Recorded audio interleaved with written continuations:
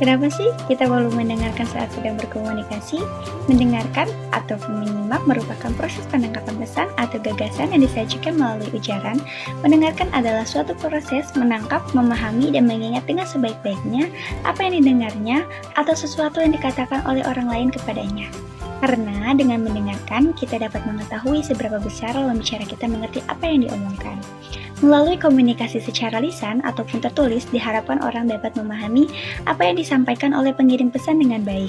Penyampaian suatu pesan secara lisan maupun tertulis memiliki sesuatu harapan bahwa seseorang akan dapat membaca ataupun mendengar apa yang dikatakan dengan baik dan juga benar. Hai semua, di sini saya menjelaskan mengenai 2 macam komunikasi dan juga 3 macam tipe mendengarkan. Yang pertama ada 2 macam komunikasi, di mana di sini ada komunikasi secara efektif dan juga komunikasi secara tidak efektif. Dan untuk 3 tipe mendengarkan, yang pertama ada mendengarkan secara isi. Nah, untuk pendengar seperti ini, biasanya dia memahami dan menguasai isi dari pembicaraan tersebut, akan tetapi dia hanya menekankan kepada informasi dan pemahamannya saja. Jadi ketika dia tidak paham dengan informasi tersebut, maka dia akan bertanya untuk memperjelas materi tersebut. Nah, untuk yang kedua ada mendengarkan dengan kritis. Nah, teman-teman, pendengar seperti ini biasanya dia sangat memahami ya, bahkan mengevaluasi isi pembicaraan tersebut. Sehingga biasanya pendengar seperti ini sangat membutuhkan bukti yang kuat ataupun kesimpulan yang valid. Tapi kalau misalnya dia memiliki argumen ataupun saran yang baik, dia juga akan menyampaikannya. Nah, untuk yang terakhir ada mendengarkan dengan empati. Nah, untuk pendengar seperti ini, dia sangat memahami perasaan dan keinginan si pembicara tersebut gitu. Jadi si pembicara tersebut. Jadi kalau misalnya sang pembicara berjalan seperti ini, dia juga akan menghargai setiap sudut pandang sang pembicara tersebut seperti itu. Nah, ada satu lagi nih teman-teman. Menurut Stephen Covey, ada mendengar acuh tak acuh atau mendengar yang mengabaikan. Dalam situasi ini, pendengar memang benar-benar mengabaikan apa yang telah dikatakan oleh si pembicara.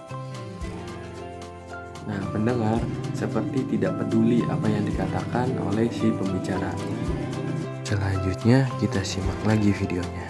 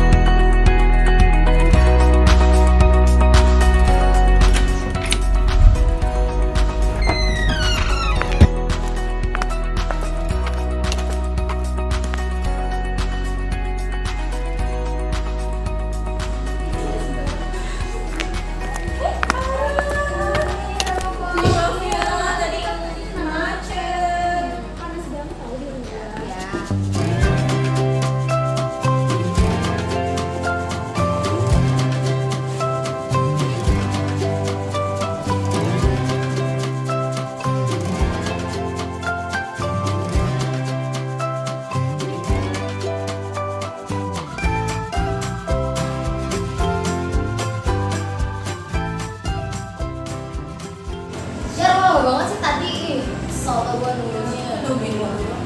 Biasa aja kan macet.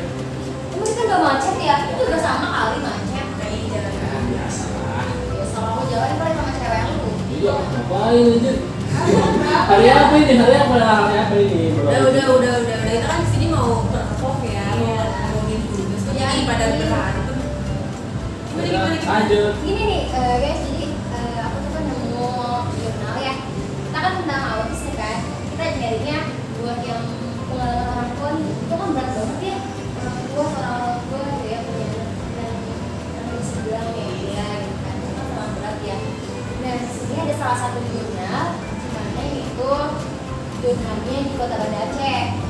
Nah, jadi dia tuh penelitian itu bertujuannya untuk mengetahui gimana nih pengalaman orang tua tersebut apa sih mengasuh anak tersebut gitu ya. Nah, jadi aku punya kendala ada dua gitu. Tapi orang tua itu dia punya anak kedua, tapi dua-duanya sama. Itu kan hebat banget ya guys. Saya nyata. Ya, jadi yang satu tuh anaknya autis, yang kedua itu anaknya ID dan disabilitas kan. Jadi aku ngeliat kayak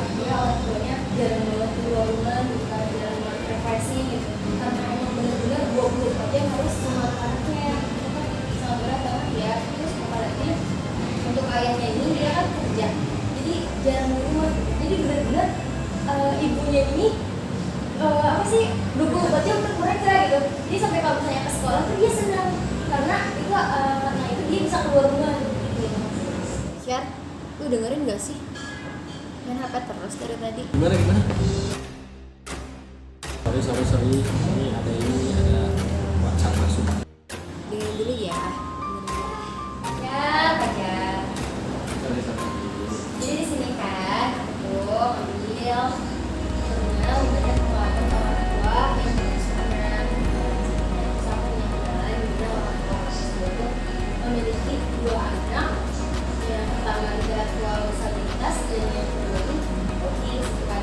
Jadi kayak hebat banget gitu kan orang tua itu, si ibunya ini dia 24 jam bersama anak-anak tersebut kan. Terus dan ayahnya juga dia kerja, jadi si ibunya itu berperan penting banget gitu. Jadi ya gitulah pokoknya ini pengalaman si ibunya, jadi sangat susah kayak berubah gitu kan.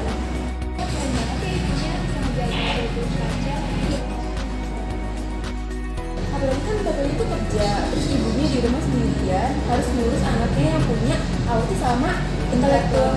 Iya, jadi kan dia harus menjaga mentalnya biar nggak kena kan, biar nggak stres gitu kan. Ya sih, dia keren banget ya.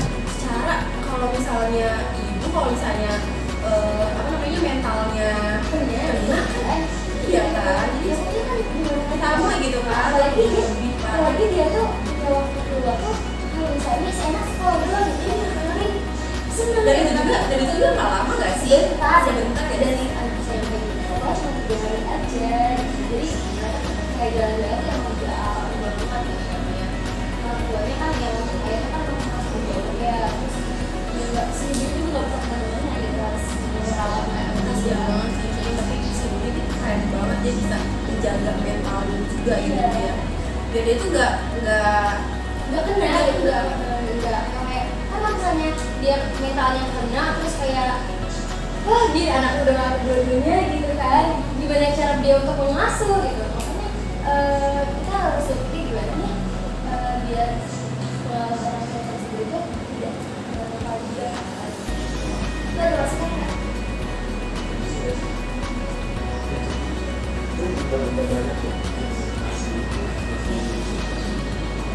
Udah segitu aja jadi masukannya. tapi ya Jadi apa sih kak? Ya, dulu jalan.